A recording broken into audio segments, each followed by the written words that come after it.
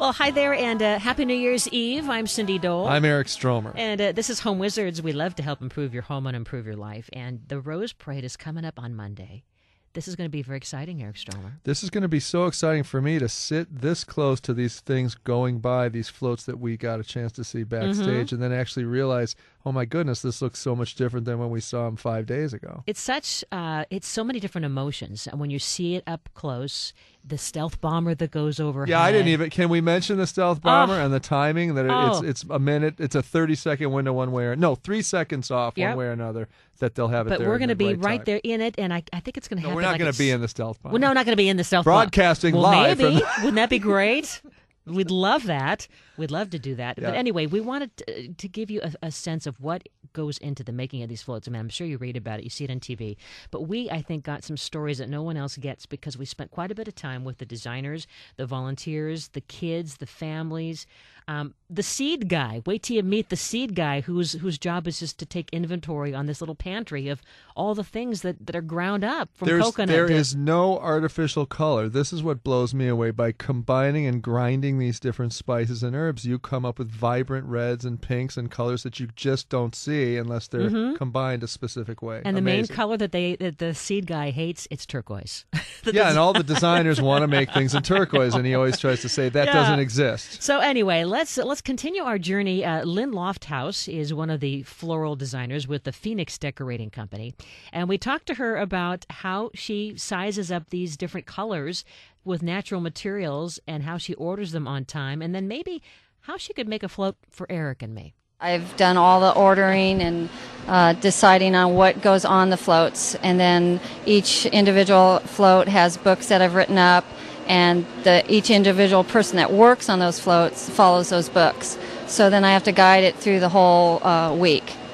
So Lynn, walking around, I've noticed that it seems like there'll be a little mock-up area that somebody who has designed this has done for the other folks to follow. I saw an eagle wing, and then I saw it half done, and it looks like somebody did it already that actually knew how to do it, and then volunteers were jumping in and then doing it from that point. Is that how this thing goes? No, it all depends, okay?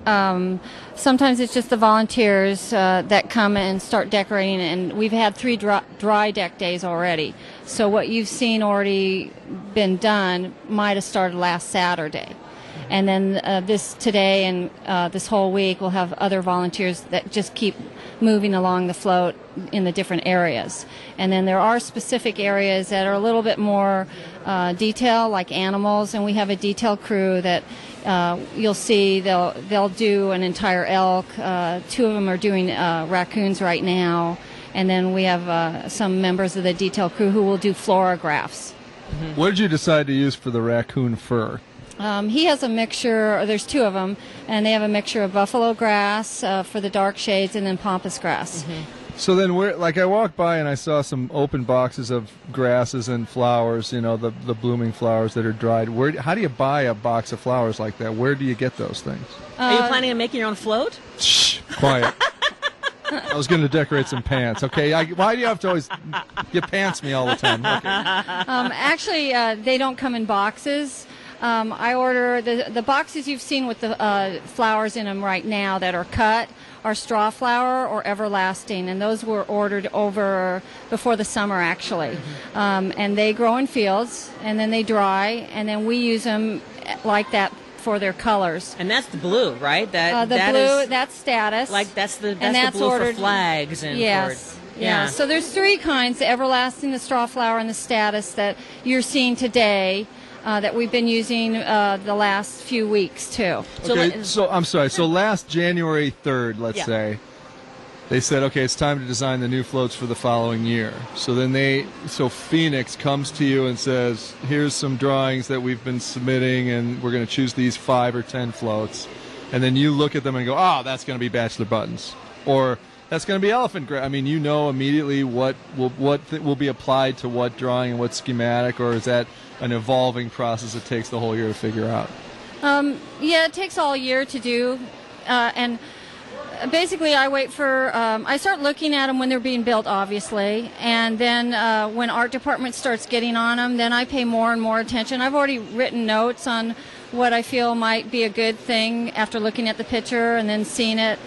being painted. And then when it gets in the process of being finished, close to being done with the painting, I start looking more and more at it. I have to take measurements on pretty much all the float areas so I can get square footage, and then I know how much to order. And so that's how pretty much I do that. So as the floral director, I mean, because we talk about home and garden, and people are thinking when they see these floats, these are like moving gardens, right?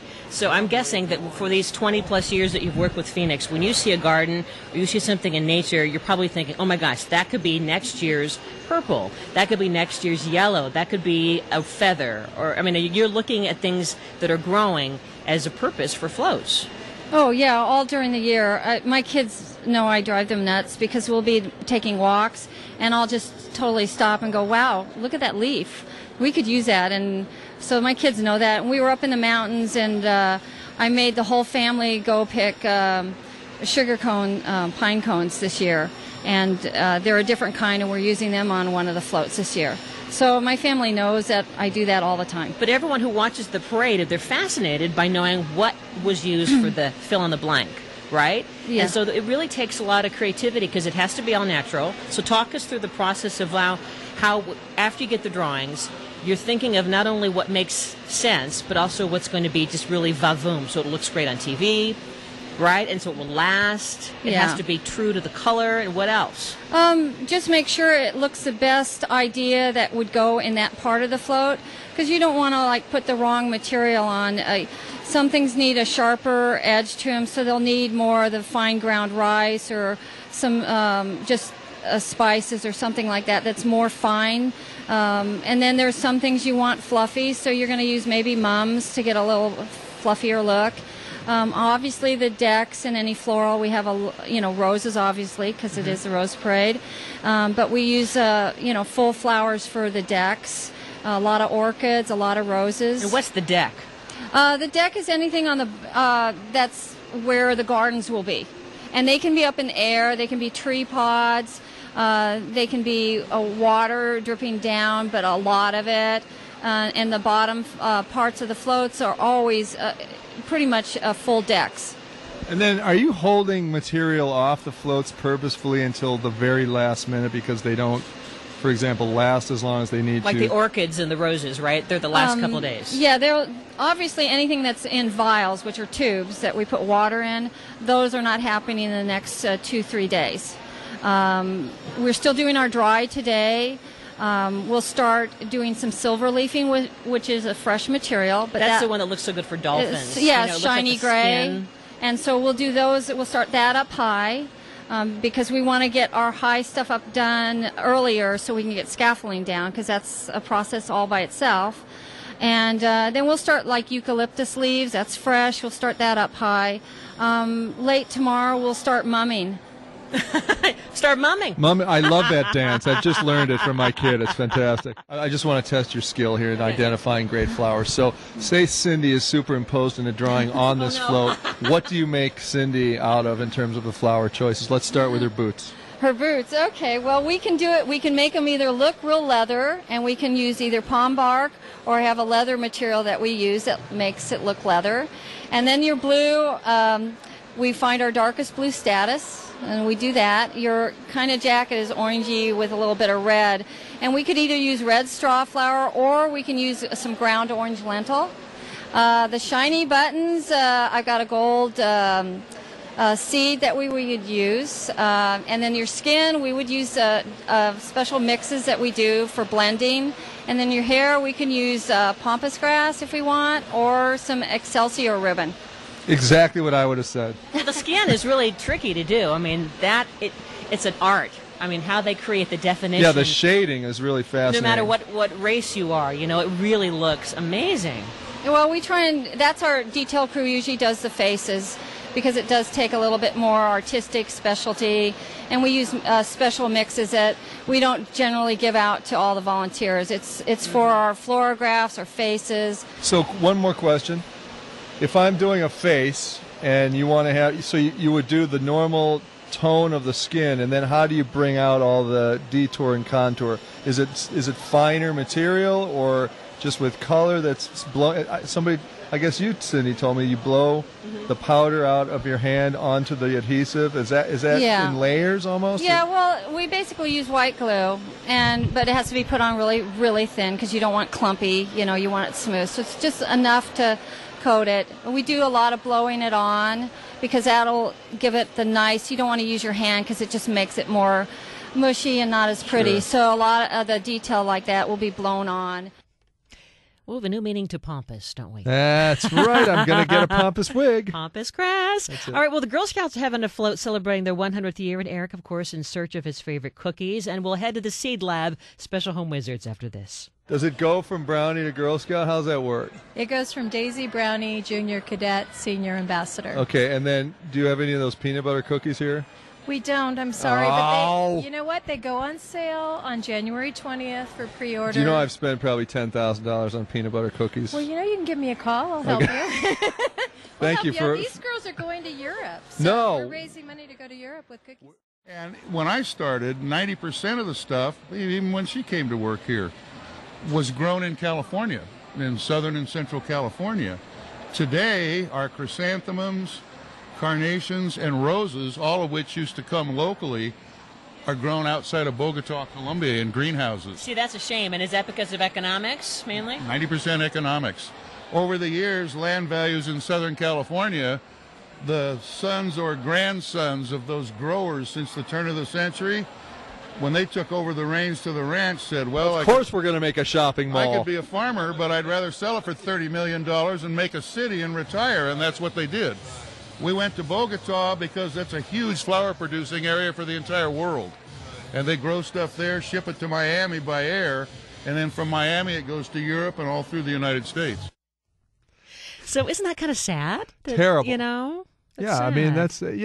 all of a sudden these farms have dissipated and we have shopping malls. And there's a couple of floats, though, that they are dedicated to trying to get as many locally grown flowers as possible. But anyway, Cindy Dole, Eric Stromer, Home Wizards, and we are having a special 2 hours, thanks to our friends at Bayer Advance, a look at the making of the floats. It's all about the coconut, the pampas grass, the parsley, the statice, the colors of the rainbow. Every single, beans are on a car. There are beans glued Kidney to a car. beans and peas, and really you have to go in person. After you see the parade, if you're there on Colorado, and then you maybe watch it on TV, and hopefully you'll listen to us on Monday on the radio, you've got to then go to the post parade to see it. You're like just a foot away. And touch them, Touch 'em, put it's your amazing. hands on them. So speaking of which, all those dry materials, this guy who works the Seed Lab at AES, Artistic Entertainment Services, Scott Lamb, shared with us his own pantry. I love that we are now in what I love to call the Seed Laboratory, wouldn't you say? The ending of the seed laboratory. We're on the downside of the dry materials. Because you've been applying it to the floats For already. the last 3 days, yes. But tell me, what do you mean? How many different seeds and things do you have in here, spices and such?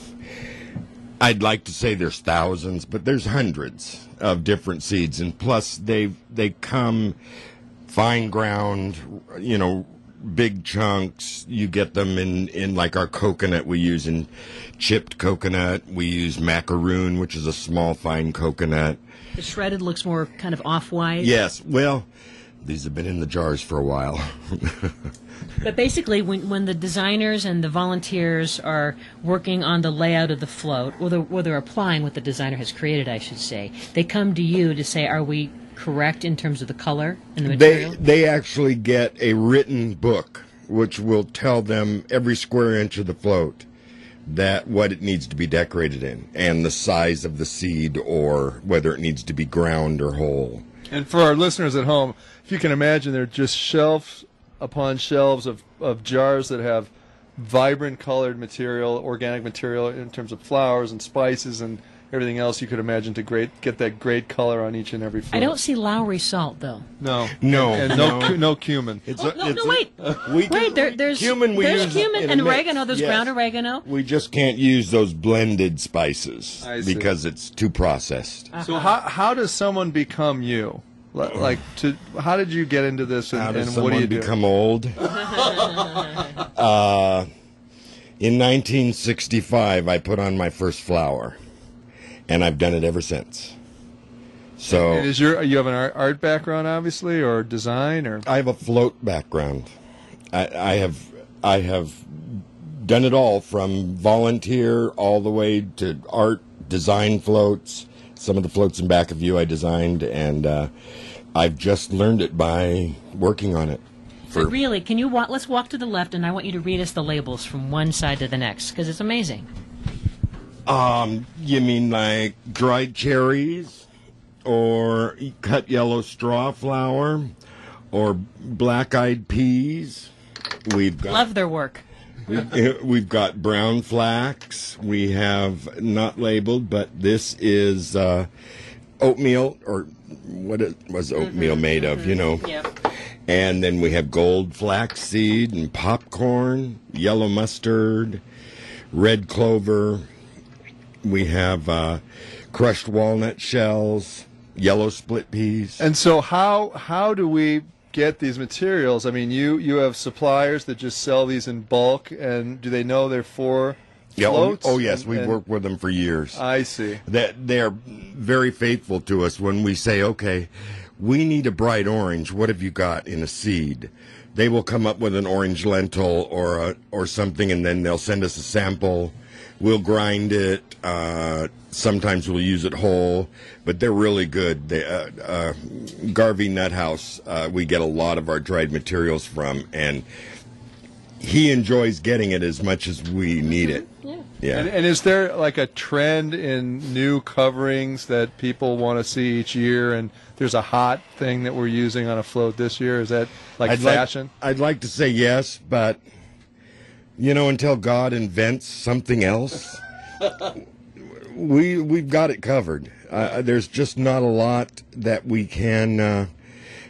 A lot more we can use. I mean, we're already using dehydrated strawberry powder and things like that, which, you know, kind of blurs the line a little bit. Yes, it is a little. Well, and speaking of God, or if it's not in nature, I'm sure you, as we were talking with John Ramirez, the designer, there's a bit of a push me, pull you, tug of war, because the designer might see a certain beautiful color for the design. Always. And you're saying, excuse me, nature doesn't make that.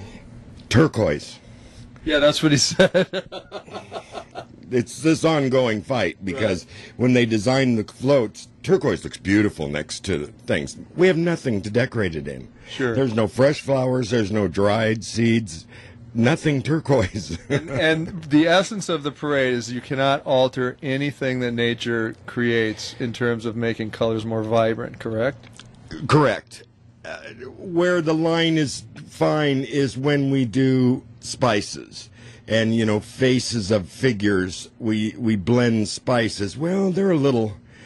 And you mix colors together to make the flesh. Oh, right? yes. We'll use a strawberry powder and a oatmeal, and we'll put coffee in it to make it farina. Farina, that's what it is. Yes. And you know, if it needs darker skin, we put more coffee grounds, grind it real fine. So, for example, you're doing my face, and you use specific kind of material for my pigment and my skin color. How do you get detail? Is it building out from a flat color, and then you build up with? We'll paint you. Yeah. The way you need to be decorated. Okay. It'll be a little more graphic, less blended, but we start with layers of color, and then we'll blow blends over you to get your cheeks a little redder than your eyes. So, for example, the normal skin color is there, and then you actually put more adhesive in an area and then blow powder off your hand onto the area where the glue is? Yes. That's unbelievable. And is that so much for thickness or more just for the dimension and the contouring look? Dimension and contour. Yeah, that will blend everything you've got. To give you cheekbones and nose and so forth. Mm-hmm. And I love these other materials over to your left. It's a combination. I love the cordon puff. Yes. And these other dried, and of course, these are what you call these silver dollars, or what are those? Lunaria. And the cordon puff is the artichoke, you know, bloom. Right, and that looks like the paws of an animal or something. Yeah, or hair or chest. We use it on sometimes bears and deer. Different animals will chop it at different lengths. That could be Eric's hair, that too. could be my chest hair. We've been told that we both have pampas grass hair. Well, if it gets a little wild. And what's an example of the one of the worst ever that happened where it all fell off, or did that ever happen? Well, I remember Remember when it rained 4 years ago? And the floats go down the parade route, and there's these beautiful figures all carved and spiced out, and they're all bleeding. All of the strawberry powder is turned red. Oh, no. All of the coffee is turned brown. Did you cry or did you laugh? Oh, I laughed. I'm sorry. You can't cry by then. You just, fortunately, judging has already taken place. So, and the weather was just, you have to laugh. This guy had such a great sense of humor. He was like the alchemist of spices and herbs, wasn't he? He was great. Well, it's amazing how they all work together, how they're inspired. We're going to talk with two more of the big float designers, the legendary Raul Rodriguez and John Ramirez, a special Home Wizards, the making of the floats, after this. Take me back again. Take me back one more time. Now's the time for us to say Happy New Year.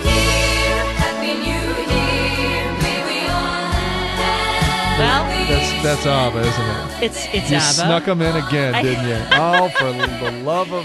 I'm a dancing girl. Cindy Dole, Eric Stromer, and Happy New Year. I can't believe it's almost another year. I know. What is it, 2000? What is it? It's, you 12. either say 2012 or one. 2012, whatever. But, Home Wizards here, and we love to make you feel good about your home, your garden, and your life. And that includes a look at these floating gardens known as the Rose Parade. And so we spent the past week looking at all. That's a great way to put it. Floating gardens. They are. Did you make that up? Well, I don't know.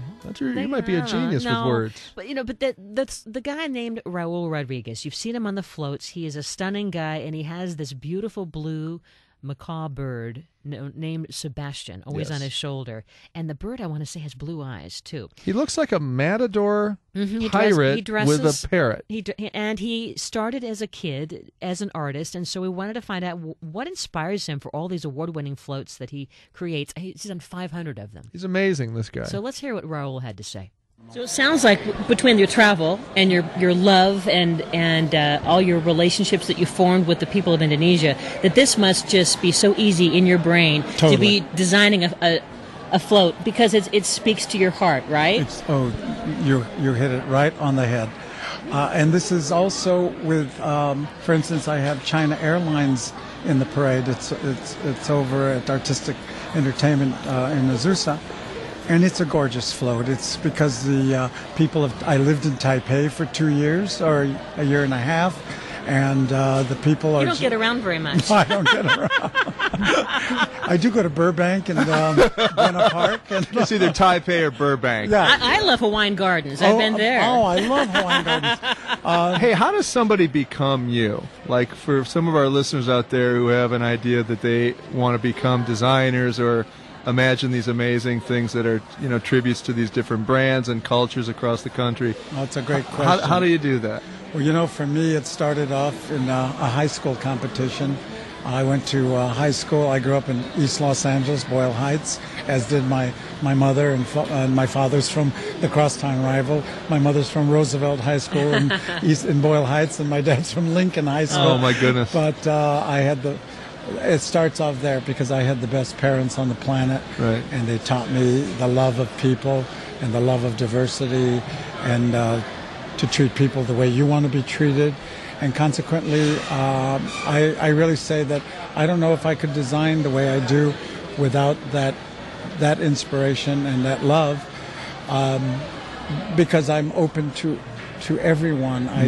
Everyone is my best friend till they prove me different. Right. But really, it's really, like I say, it was a high school competition that kind of opened my imagination. And so you were a fine artist to start with, yes, and you were a painter and a sketch person, illustrator. Yes, and that I give thanks to the good Lord for giving me that facility. And it's something I've never taken lightly. I work very hard at the craft that I've been in. I worked at Disney. I worked at.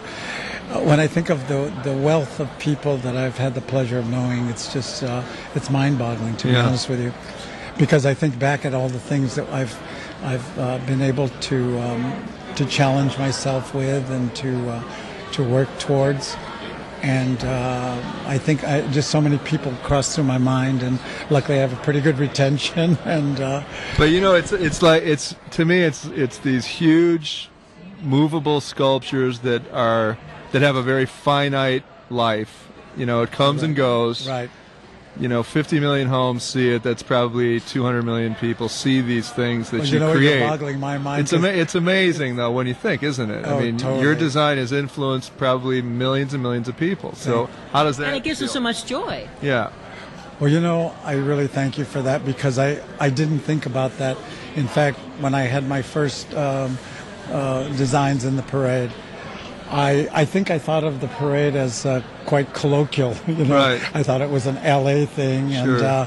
and then I started learning from different people who lived in so many different areas.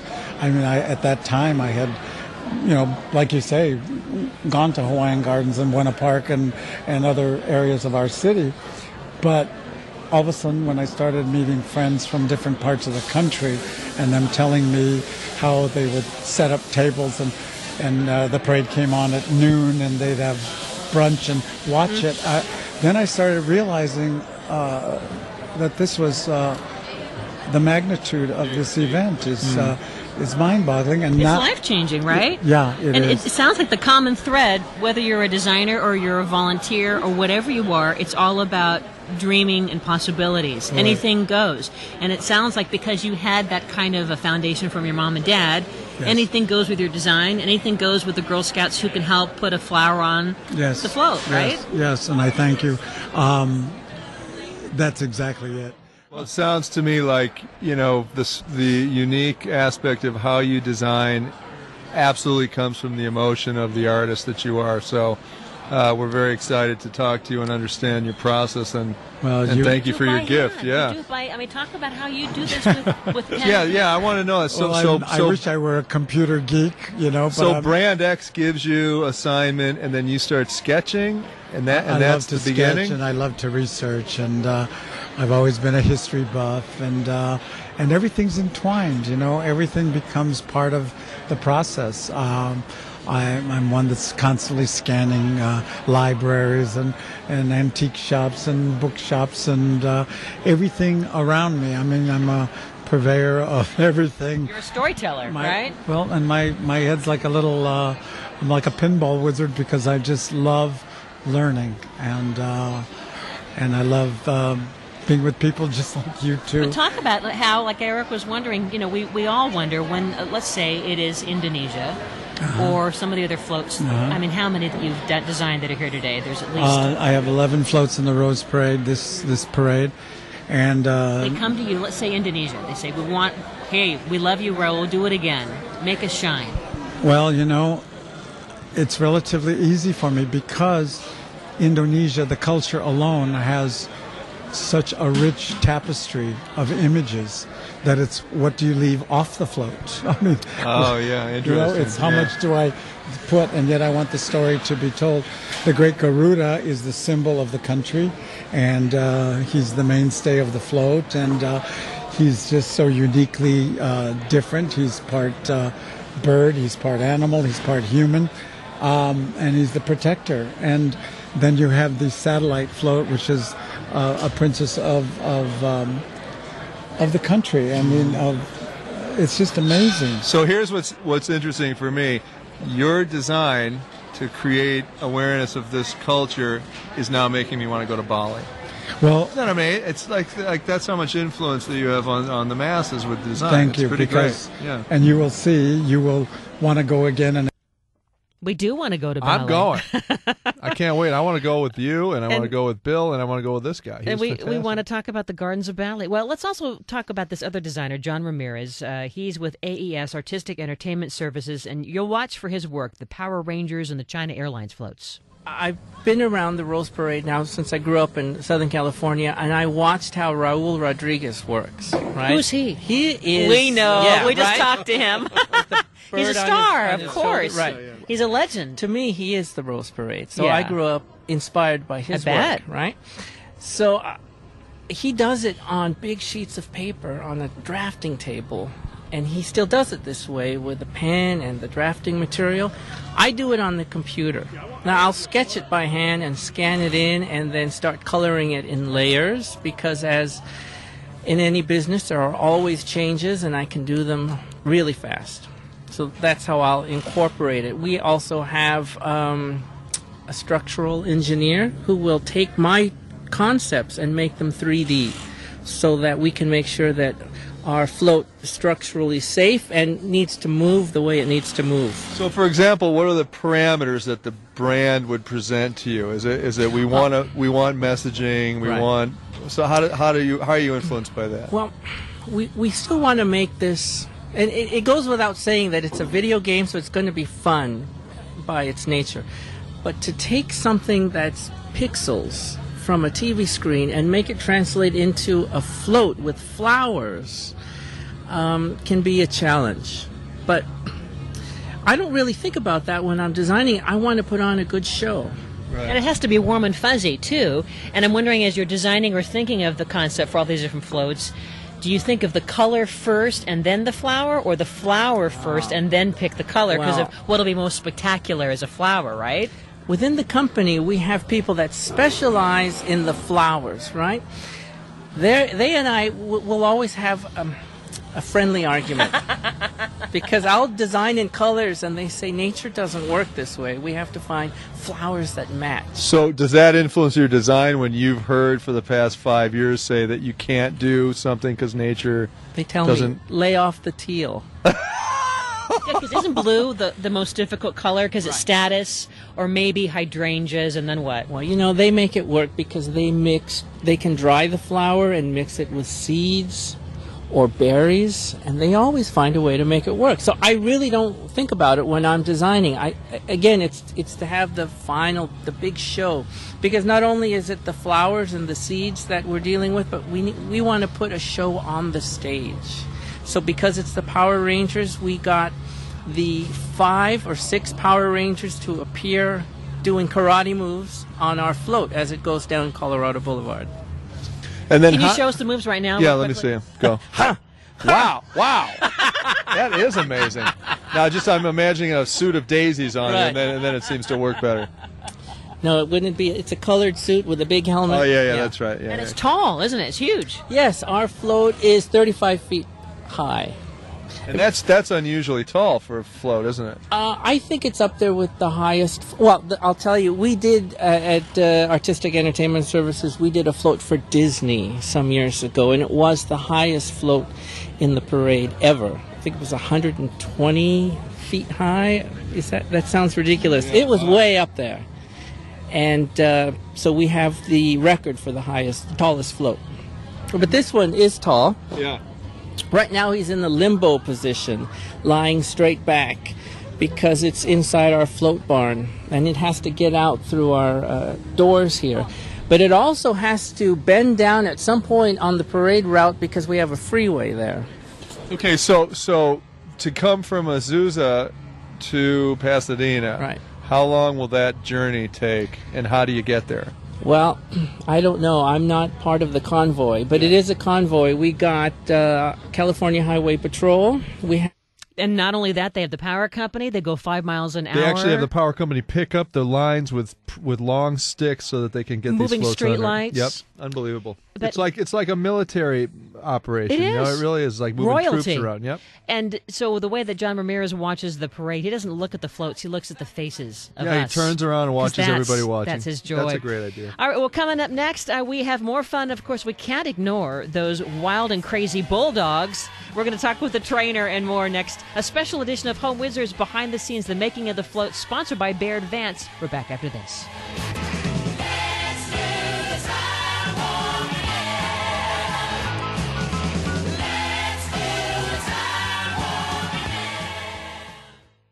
New Year's Eve, wonder whose arms will hold you good. Welcome back. You're listening to a special making of the Floats Home Wizards. I'm Cindy Dole. And I'm Eric Stromer, and that's Karen Carpenter, isn't That it? is. How can you not recognize that Beautiful voice? Loved her voice. And the beautiful flowers and everything living that is in the Rose Parade. It just gets more and more stunning every year. It wasn't always more than just flowers. It wasn't always the seeds and all these intricate things that they've added. But let's talk about our trip to the several barns throughout Southern California, like AES. And we talked with Rick, and you had some great questions about how this guy orders the flowers. So we got a huge football helmet over here. How do you calculate how many seeds you need to put on a helmet? That's what we were talking about before. Because that's the heart of my job, is once we've figured out what, I got to figure out how much. And our test patterns show that we need about 8 stems of chrysanthemum, for example, per square foot. 5 stems come to a bunch. So I looked at that thing, and as I remember, it was like similar to a 10 to 12 foot sphere. 4 pi r squared is the surface area of a sphere. This is about 2.5 to 2 3/4 of that when you take out for the face mask and the bottom. Do the math, I come up with a number of square feet, multiply that by 8, divide it by 5, and it'll wind up on this sheet. Chrysanthemum white, 500 bunches. This guy was a mathematical genius. Isn't he? And he started that company and then sold it to a new gentleman that owns it. But he's still there because he's got this ability to calculate what you need to put on these helmets and all the flowers. Yeah. Well, another great float every year. I mean, it just captures our hearts because it's those cute bulldogs, Tillman, Sully, and Rose, the natural balance float. And this year, they've surpassed last. They're going to be surfing as they come around on Colorado Boulevard. And we talked with the trainer, Ron Davis. He was amazing. Tell us exactly how Tillman became such a superstar. Well, Tillman just had a... Yeah, that's your name, Jen. I'm glad you know. He just always had a desire to shred, you know? He was just so into skateboarding when he was a puppy, and I spent, a crazy amount of hours with him, and he just loved to do it, and he kind of just evolved into a really good skater, and then when snowboarding and surfing and skimboarding came right after. So he loves to do it. Yeah. So what will he be doing on this float? This float, he'll actually be surfing. We have a wave machine in this thing, believe it or not, that produces about a 2-foot wave that goes out 70 feet. So he'll be surfing to the end of the float, and then getting in a little replica Woody car that puts his surfboard on top and drives him back to the beginning of the wave, and he'll do that about 900,000 times the day of the parade. And you'll play the Who Let the Dogs Out theme again, or are you going to do like surfing? I imagine it's going to be Who Let the Dogs Out. It's kind of been our anthem the last 3 years. Because when it's played, they want to get on and do whatever. Yeah, he hears that song, and wherever we are, if he hears that song, he starts going crazy. It's really weird. He knows it's the one song he knows. So did you start out with the intention of being a dog trainer, or Tillman kind of led the way, and this is how we got here? Yeah, I was a project manager, and went to paramedic school and college, kind of like the normal track in life, and then Tillman decided that he wanted to be the Tony Hawk of the dog world, and things kind of changed after that. So how's Rose? Rose, right? Rose is here. Because there's pups that have been growing up. Yeah, I have Rose and I have Sully, and Rose is just a feisty little sweetheart, she loves surfing? to surf. Yeah? She loves to surf. Sully loves to surf. And where do you practice? How do you... We live up on the beach up in Oxnard, and there's a little cove area there and they just love it. So this is your full-time career with the dogs? Yeah, Tillman's kind of a done deal. The other two are a handful, Tillman's almost like a human, but the other 2 bulldogs are definitely challenging. And so you are now, for example, these dogs will be featured in films and TV shows and all sorts of stuff. Tillman's done, I think, 3 or 4 commercials, and he's been on countless, stuff, Today's Show, everything in New York. He's thrown out the first pitch at I think 6 Major League Baseball games now. How old is Tillman now? He's 6. He's 6. Yep. He's prime. And why bulldogs? Do you have a specific reason? Well, no, actually, Tillman's my first bulldog. I've always had mutts and rescues and a couple Rottweilers and a lab, and I've had dogs since I've been born, which is great. Now, right, Dale Tillman is doing what my dog does. It's kind of like, I call it lying like a frog. His back hind legs, he has completely flat haunches. Quadruple jointed or whatever he is. So cute. That's how he lays down. And what's the secret to being a good dog trainer? How do you do it? I always say you get out of it what you put into it. You know, I mean, the more time you spend with your dog, the better your dog's going to be, regardless. I mean, I remember when he was a pup, I'd take him to the store. Anytime he hears the car keys, he's in the car before I am. But they mind you, right? I mean, they know. They're still bulldogs. Yeah. They're still bulldogs. I mean, for a bulldog, they know. He's very good for a bulldog. I mean, they're not known to be the most. Let's make our owner happy breed. They're very stubborn. Yeah. I think they're ranked 120 on the list of trainable dogs. So, well, that's amazing if they're so difficult to train that they're doing this huge thing every year. You know, they're supposed to be. Everyone thinks as this concept of they're these overweight, lazy, drooling dogs, and the 3 of mine, I got to run them 2 miles a day minimum. Otherwise, they won't sleep at night. Mm-hmm. So I don't know if I just got a freak batch of bulldogs or what happened, but they're very active. I mean, this guy, yeah. Yeah, Tillman. Yeah. So they know that it's going to be showtime pretty soon, right? Yeah, they can feel it. This is his 4th float, so whenever we get off the freeway at Irwindale, he pops up and starts whining. Isn't that amazing? That's really weird. It's really weird because I was like, he won't remember. Sure enough, he loves as soon as I get off the freeway, I see a head pop up, and he loves all the people, the attention. He just loves. Yeah, he's a ham. And that song, when they hear that song, and the first day he saw this thing, he ran from out there, just ran up it, jumped in, and was no problem. Now, for me, the big thing is how you reward your dog. I have 2 old English sheepdogs, and you have a Labradoodle, and we want to give just enough love, but not overlove them, right? So how do you praise? Well, on board sports with him, that is his reward. You know, I mean, he doesn't care about steak, treats, anything. He just wants the board. And we've done the hamburger test at home where, we open the door and there's a hamburger and a skateboard, and he just runs right to the skateboard. He care less about the hamburgers. So for him, I've never used treats. I give him a lot of, good boys when he does something radical or oh my gods, and he feeds off of, at this point in his life, he feeds off of clapping and cheering and the tone of voice. Yeah, when he sees cameras, he just gets loves like aiming for sticks on cameramen. He just you see camera trucks, he knows camera trucks. He does because when he sees them, what does he get to do? He gets to skate or he gets to. He knows TV trucks. He knows TV trucks. That is too much. He knows cables. He knows he knows it's game time, and that's why right now he's so pumped because we're sitting in front of his swimming pool, if you will. And have you had to train him specifically for this trick on this float, or he just is going to know what to do automatically? We haven't gotten that much practice time on this one, and day one, within 20 seconds he had it. Yeah. For him, surfing this is very it's easy. He likes big waves, believe it or not. He likes powerful waves. Everything he likes, speed is better. Size is better. He's an adrenaline junkie for a dog, really. Now talk about the trick of the Orange Grove, Colorado turn and how you're going to navigate that. Yeah, luckily I got nothing to do with that. But this, I don't know. You can see how big this thing is. Huge. It's 116 feet. So I know last year we almost took out the light pole and we were 3 feet shorter. So that's going to be Tim Estes and the people at Fiesta. I'm going to kind of close my eyes. And there's a little bit of a slope, I understand, as you turn around in terms of the water. Yeah, after you pass Camera Row, there's about a 12% decline, which, that's going to be interesting. You don't want all that water spilling out. I'm not that good at physics to figure that out. So, all I worry about is them surfing. Keeping the water in there won't be my job, but hopefully we won't be taking donations about a mile into the parade, asking people for bottled water. I love Tillman. He was such a great dog, wasn't he? And I love that the water's heated 70 degrees. Yeah, it's better. It's hotter than my pool right now. Well, check out the pictures of the making of the floats at yourhomewizards.com. And Monday, please, I hope you'll join us. Our special live coverage, Eric and I, right there on the parade route, the corner of Orange Grove and Colorado.